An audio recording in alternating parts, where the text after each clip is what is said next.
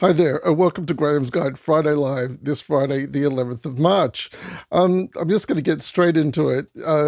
So Friday Live is, it's called Friday Live, even though I actually record it. And I usually record it on a Friday. This week I'm recording it on Thursday because I'm busy tomorrow.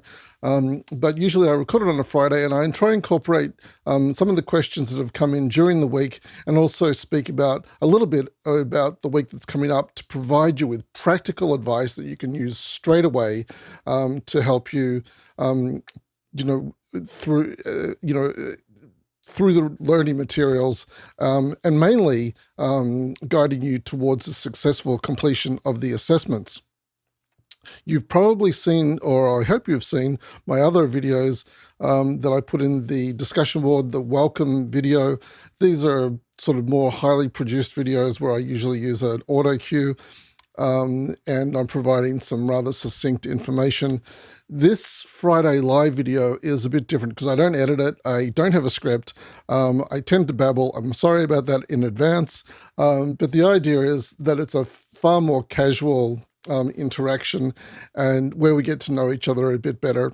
I'll be bringing, as I said, your questions to Friday Live. So ask questions, and ones that I think are relevant for the entire group, then I'll mention them here in Friday Live, and relay some of your experiences as well. So feel free to let me know how you're traveling in the unit, because it is a bit of a roller coaster ride. I know, I've been there. I returned to study as a mature age student at 36. Long involved story, but we'll catch up about all of that during the rest of this 12-week teaching period, or 13 weeks if you count the break. Okay, so the first thing I want to give you some practical advice straight away. So you can see here that I've got the browser here. I'm using the Chrome browser. I highly recommend using Chrome for a lot of reasons. A lot of the course is designed to work on Chrome browser. It's also designed to work on the other major browsers as well. But I find that Chrome works best. If you're using Mac or PC, you'll generally know yourself which browser is best for you to use. So just stick with the browser that works best for you. The demonstration that I'm doing today will be using the Chrome browser. So let's log into the Student Hub, and there we go. Okay, so the first thing I would be doing, this is the Student Hub dashboard. The first thing I would be doing is going up to your browser bar. If you haven't got a browser bar at the top of your page, you need to go into your settings of your browser and make your browser bar viewable. But I would go here and I would just right-click and add a folder.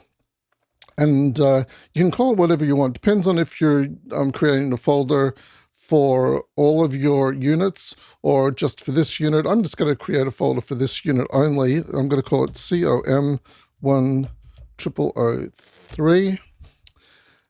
Save. And inside this folder, I'm going to put shortcuts that it's going to make my life, and I suggest it will make your life a whole lot easier. So for starters, I'm just going to drag this Student Hub page into here.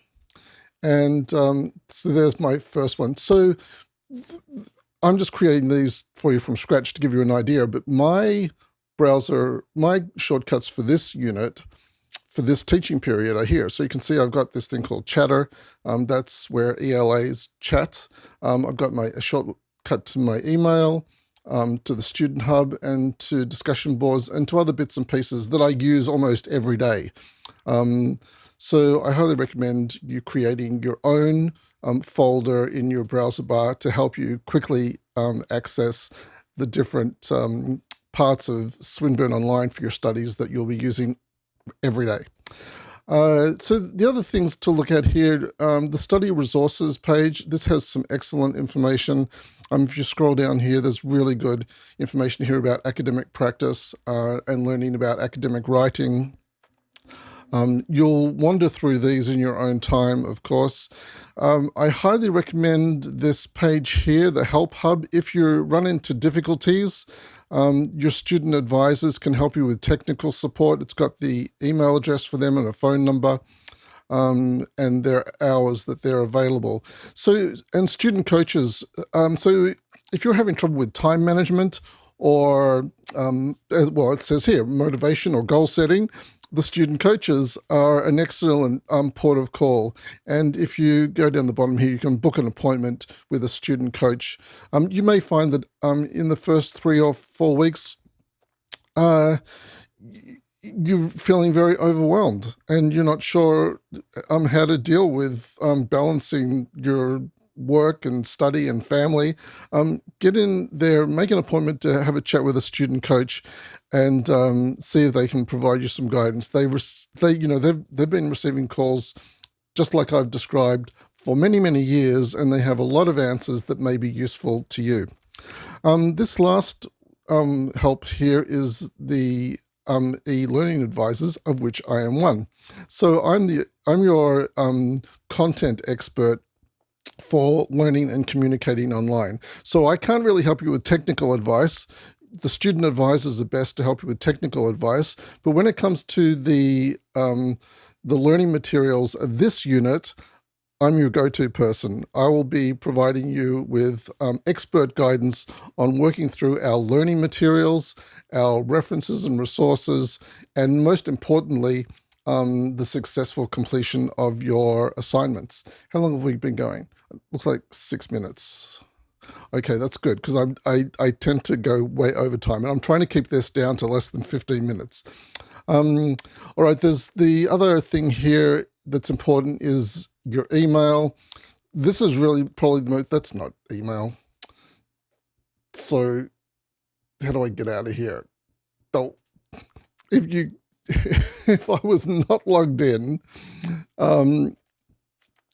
you would be able to, that would take you to a section that shows you how to get into your email. Actually, I'll do a search here. It's really annoying.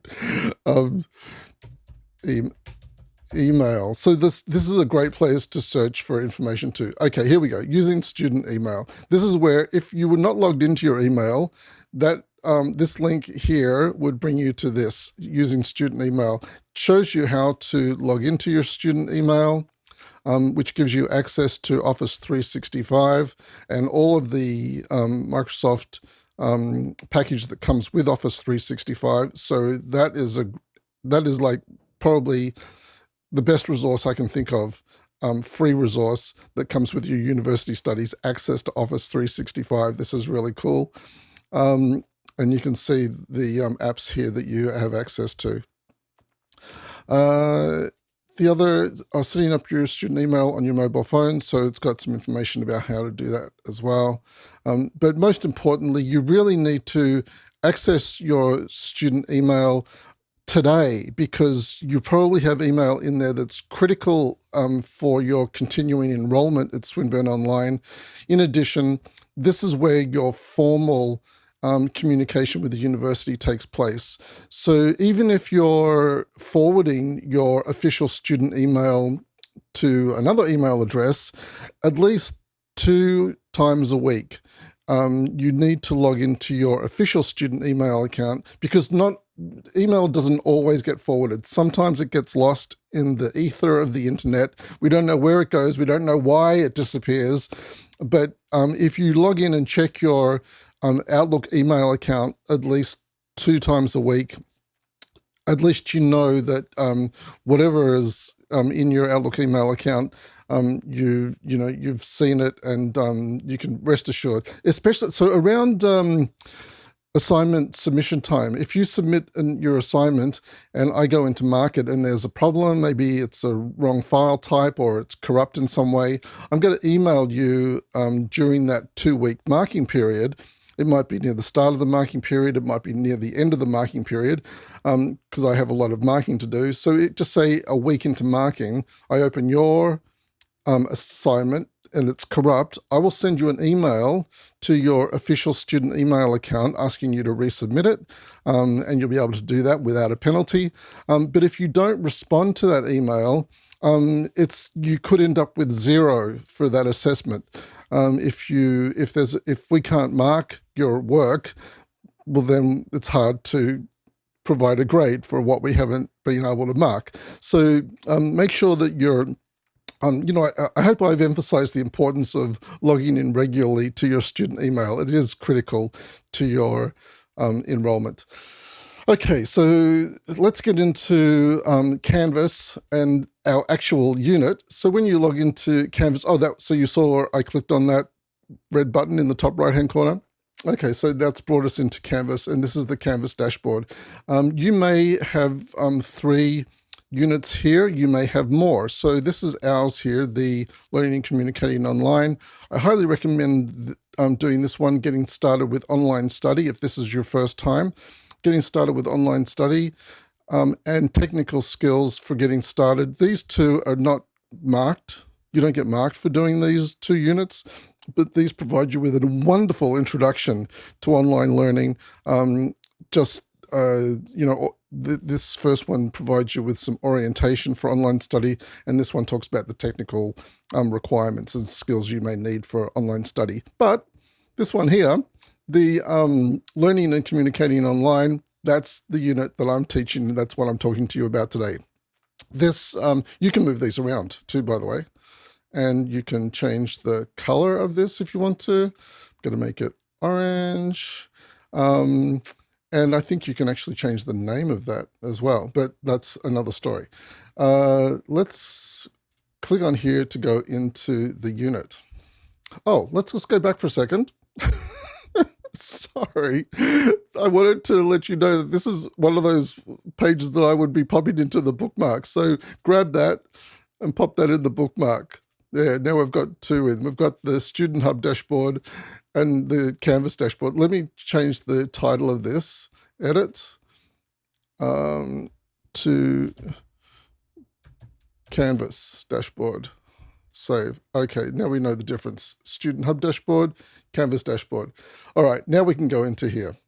And once we're in here, I would be dragging this one into the shortcuts as well. So this is the home page for the unit. You need to work, your page may not look exactly like my page because this is the view that the ELAs have. That you can see down here, there's some pages that you definitely won't have access to. These are just for ELA use, but you may not be able to see some of these tabs either. But these tabs here just work through each one of those in time, and this is where you'll start to learn how to navigate this particular unit, Learning and Communicating Online. This first one here is important. Announcements. If you go in here, this is where Tanya will post her announcements. Tanya is the unit coordinator of Learning and Communicating Online. Where are we up to? 13 minutes. Okay, I wanted to get through the rest of this rather quickly. So go in there, read Tanya's welcome.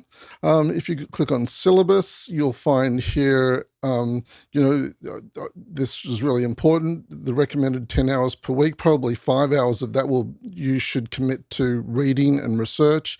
The other 5 hours will be for responding in the discussion boards and for completing your assignments, something like that. Just work through the rest of this information here. I don't want to drag you through that because you can do that yourself in your own time. So here are the unit contacts. And, it says I'm in all of these units. That's because this is showing me my information. I'm teaching groups 1, 2, 3, 4, and 35. Let's go to the modules. The modules are where the learning materials reside. So this week, orientation week, you should be working through these first 3 units: the unit overview, how to succeed in this unit, assignments and support. And before Monday of week 1, I highly recommend that you start to work through the week 1 unit modules as well, so that when you start week 1, you already are familiar with what's coming up. I noticed a couple of people have actually already gone in and and started to complete some of the work in week 1, and that's great to see. There's nothing wrong with being early. In fact, it's quite okay to be a week or so early or a week or so behind. It's sort of self-paced learning with online learning. Most of the action takes place during the current week, but if you're a week or so ahead or a week or so behind, that's okay as well. Alrighty, so those are the modules that you'll work through. Then there are discussions. So when this one here, discussion, introduce yourself, if you click on discussions, you'll find all the discussions here. So this is actually, the discussions is where the learning happens. So in the discussions, you'll bring your questions. You won't know about a lot of the readings that we're providing. So when you open up the first reading, which is the Future Work Skills 2020 reading, there'll be information there you've never heard of before. There'll be terms and definitions that you would like to learn about, and you can ask about the readings in these discussion forums as you complete these discussion tasks. So let's go into this first one. When I click on this, it's actually going to show me all of the units, but I'm going to go into the discussion group for Learning Group 35, which is one of mine. I'm not sure if you'll see all of those. You may only see the group that you have access to. So this is the discussion for Discussion 1, Introduce Yourself for Learning Group 35. And if we scroll down, you'll see that I posted an opening discussion here with a welcome video, and I provide some welcome information. You can work through this task here, which is to create a video in Canvas Studio. You don't have to do it, but it's highly recommended. You can just provide a text introduction if you like, but you'll click on this where it says write reply. You'll click here, and that's where you can start writing your reply to the first discussion. And that's how it works for all the discussions. So I'll cancel that. I'm going to go to, okay, so we're actually now in Learning Group 35. So while we're in this group, click on the home page for Learning Group 35 and drag that to your shortcuts. This is the home page for Learning Group 35. The announcements for Learning Group 35, I will put an announcement here on Friday. Oh, well, tomorrow. This video actually will be here as an announcement from tomorrow. So when you come here tomorrow, you will actually see my announcement here, even though you can't see it now. You might like to add this to your bookmarks. I'm just going to add it in. But what I really would want you to do is click on discussions. As I mentioned, this is where all the action happens. These are the discussions for Group 35. This is critical. This is where you will come. Every time you log in, this is where you should be coming. So definitely grab this one and pop that in your shortcuts, because I'd like to see you here as often as you can make it. This is where we're going to be learning all about each other, learning about the learning materials, and most importantly, I know I say most importantly a lot, but most importantly, you'll be learning how to successfully complete the assessments here in the discussions. So in the general Q&A, you can go in here and you can ask general questions. In this Collaborate Hub, we have Collaborate sessions. So you can go into the Collaborate Hub, you'll find the dates here. These dates are showing Collaborate sessions for this coming Monday, but I have a feeling that might get pushed off to week 2. So just hold tight on putting this in your diary yet. Hopefully this weekend will confirm whether this Monday is going ahead or if it's being pushed back to the following Monday. Oh, I'm up to nearly 20 minutes. Okay, this is not good. All right, the other one I wanted to show you was discussion 1.6, which you'll also be doing during week 1. When you go into this one, you'll see that there's a task here for you to complete. To complete that task, click here. As I said before, click here, write a reply, and put your response to this task here. In addition, I've got a little task down here that you can watch my introduction video here about workflow, but if you go down here, I've put a little task here that will help you with the completion of assignment 3. This is a little additional task. It doesn't require a great deal of work. You only have to complete these questions here in this form. And then when you complete the questions, it'll add your answers here to this spreadsheet. So this week, and it relates to the first reading, the Future Work Skills 2020 reading, and it kind of relates to week 2 as well. But this is a separate task to the 1.6 discussion. As I mentioned, this is your official task here, which you'll click here to respond to. But this other little one that I've popped in to help you with assignment 3 is a separate task. So this is just something that, this is, as I say, I'm calling it a goal planner. It's working towards a goal planning. All right, it's 20 minutes. I'm getting out of here now. How can I get back to where I was?